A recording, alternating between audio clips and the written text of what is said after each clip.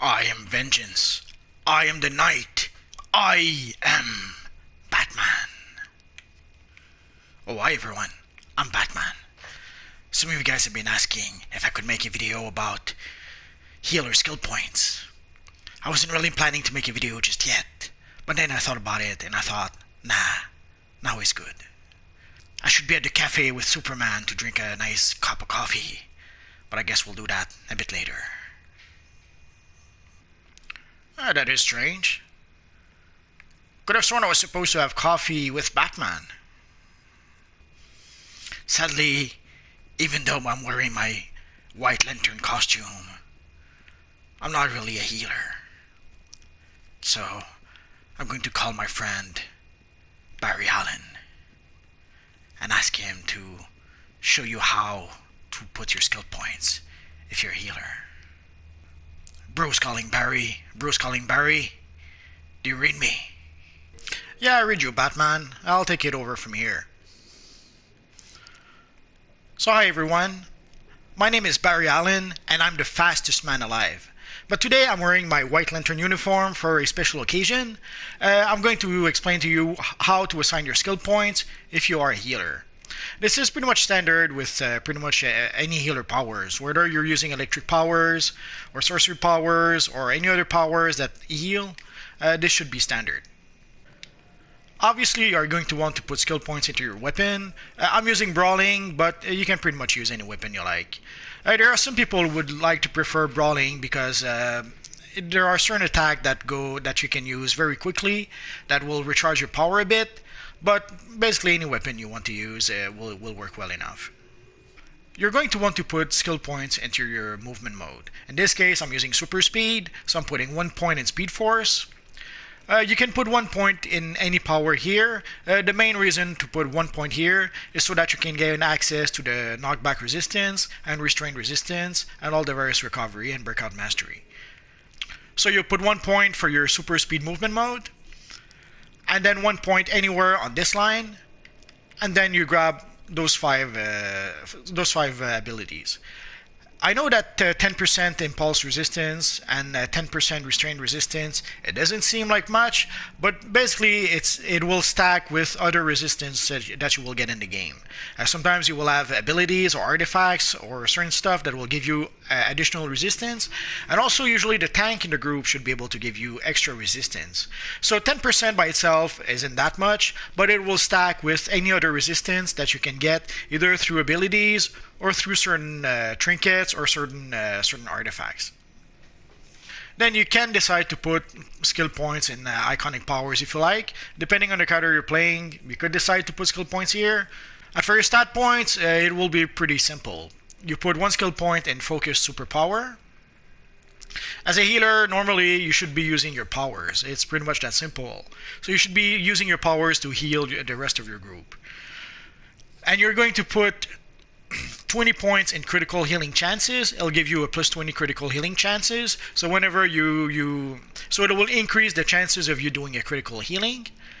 And you're going to put 40 points into critical healing magnitude. So basically when you do succeed in doing a critical healing, you will do 80% more healing thanks to the 80% critical healing magnitude. So roughly, this will increase the chances of you actually doing a critical healing, and this will increase the strength of your critical healing. So your critical healing will heal quite a lot more thanks to putting points in here. And the one stat that you want to increase as a healer is restoration. Restoration is what will influence the strength of your heals. Like some of you guys were asking me how we can have, let's say, the group power heal for a controller to be able to be stronger. For a controller, if you want your power heal to be stronger, you have to put points in vitalization. But here in the case of a healer, if you want your heals to be stronger, you have to put points in restoration. It's pretty much that simple. Once you've maximized restoration, the next place I would suggest to put points into might and power. Not so much for might, but for the power. The power will increase your power pool, so it will allow you to cast a bit more healing. So if we look at the healer role, as you can see when you're in healer role, you gain 35% restoration. Again, the reason for that is very simple. Restoration is the main stats for the healer. So, as a healer, you're going to want to have as much restoration as possible so that your healing abilities can be as strong as possible. I've seen a lot of players who say that playing as an electric healer is power consuming, that you will drain a lot of power, and not really. I've played as an electric healer many times, and basically you have to learn how to manage your power. It's pretty much that simple. Obviously, if you spam your power over and over and over, of course you're going to burn through your power bar very quickly. But if you keep an eye on the health of your group and heal at the appropriate time, as opposed to just spamming like I see a lot of people doing, you should be able to do fine. I know that Multiverse played a lot as a controller, so maybe that's why he knows how to manage his power. But usually, as a healer, if you know how to manage your power, you should be able to do fine, even if the controller doesn't give you all that much power. Obviously, in a 8-player mission, if you're the solo healer, you need the controller to be on point and to give you back power.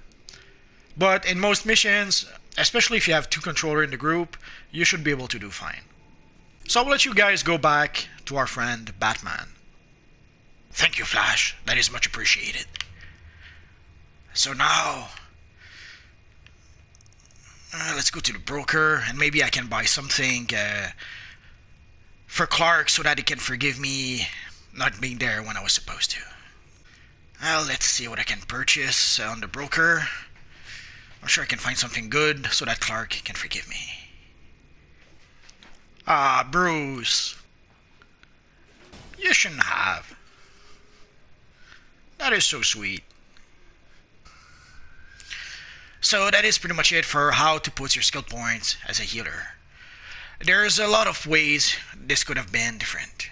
If you want to play a combat healer, what they call a combat healer, then you would have put some skill points into might and power. But personally, I'm not too crazy about combat healer. The issue I have with combat healer, and not just combat healer, combat troll, and combat tank as well, although it's not as bad with combat tanks, but the issue I have with combat healer is that very often the healer burns a lot of power to try to do damage, and he ends up doing very little damage, and he ends up doing very little healing, but he ends up burning a lot of power. You would think that with all the power they burn, they would do a lot of damage. Sadly, that doesn't happen. So personally, I would strongly suggest, if you want to play a healer, play a healer. If you want to play a DPS, play a DPS, that's fine. No one's stopping you. But don't try to play half DPS and half healer.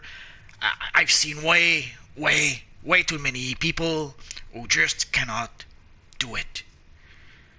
Usually you end up with a healer that barely heals, or that doesn't heal at all. That is even worse. So that is pretty much it for our video for today, guys. So guys, thank you for watching. If you have any questions, feel free to ask so in the comment section down below. I'm sure Multiverse will answer your questions. So as always, guys, thank you for watching, and hopefully I'll see you guys next time. I'm Batman.